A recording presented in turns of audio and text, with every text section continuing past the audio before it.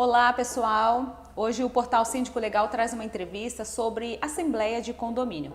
Nós sabemos que é um ato importante, é nessa reunião com os condôminos que são tomadas as decisões mais importantes de um condomínio. Por isso, nós recebemos hoje aqui o advogado José Machado, que é também membro da Comissão de Direito Condominial da OAB de Mato Grosso.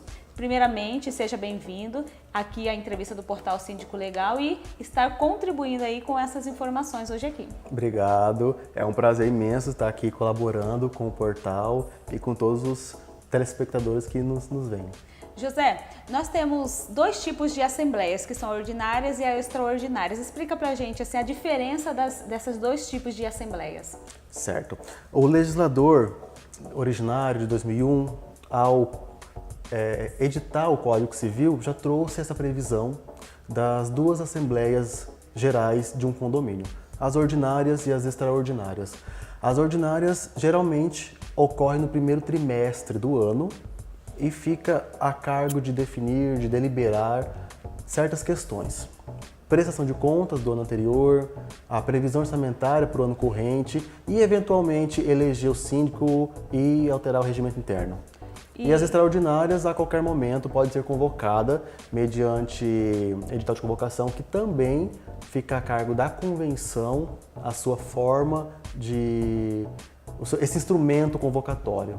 Seria um caso assim que podemos dar de exemplo aqui, no caso dos condôminos, quando eles querem destituir o síndico por algum motivo que eles consideram que é considerado pelos condôminos necessário. Então eles teriam que convocar uma assembleia extraordinária.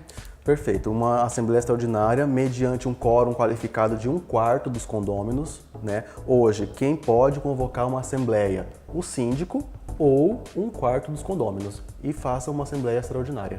José, o senhor já tem experiência há 5 anos com condomínios, você sabe também que tem alguns síndicos que não têm tanta experiência, até porque isso daí não é critério para ocupar a função. Então existem aqueles síndicos que são profissionais, o síndico que é morador e muitos têm a dificuldade com relação à elaboração dessa assembleia, o planejamento dessa assembleia.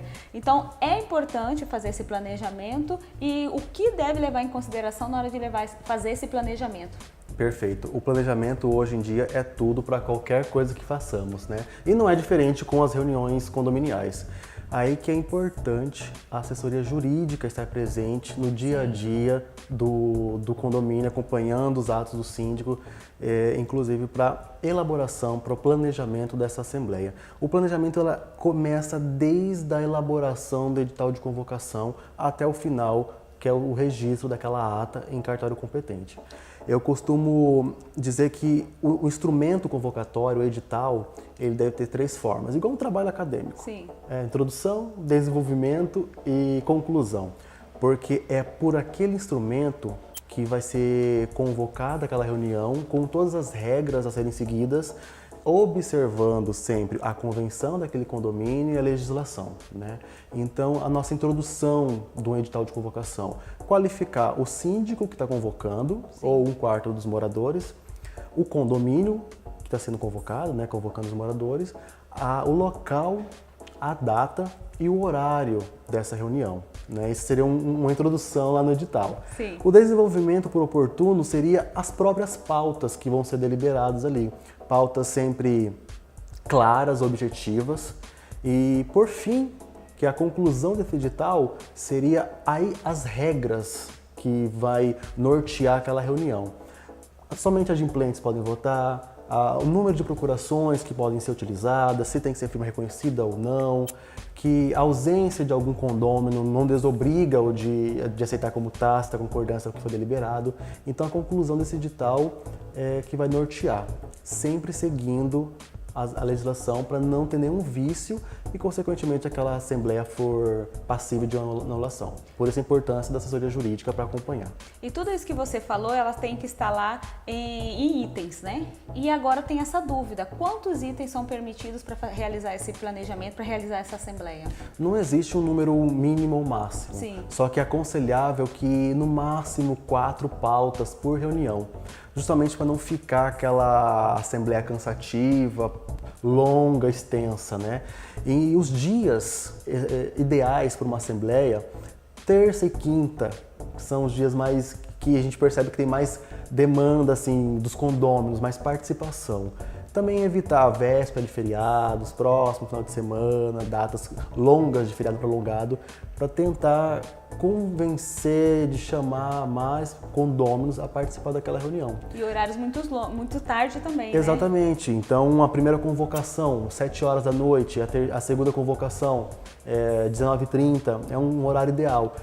No começo da Assembleia, deixar bem determinado também que cada um tem tantos minutos de voz, estipular uma data limite para término da Assembleia, evitar assuntos gerais na pauta, porque assuntos gerais podem ser deliberados, só que qualquer assunto ali dentro daquela pauta, se for aprovado, não tem eficácia jurídica, porque o condômino não foi previamente convocado para aquelas pauta. Né? E essa convocação para a Assembleia, qual que é o prazo de antecedência? Tem algum prazo mínimo, máximo para fazer essa convocação?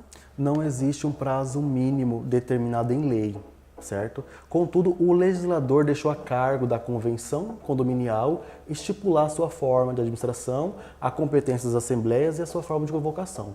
Regra geral, vimos que o prazo mínimo de convocação do edital, o lançamento do edital até a data efetiva da realização da Assembleia é de 10 dias.